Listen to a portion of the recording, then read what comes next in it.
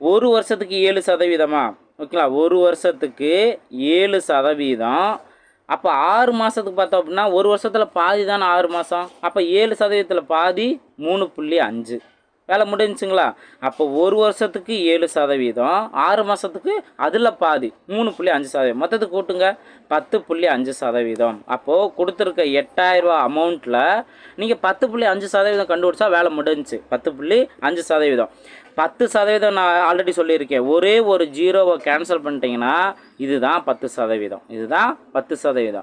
Right. இப்போ 0.5 அந்த சதவீதம் எப்படி கண்டுபிடிக்கலாம்?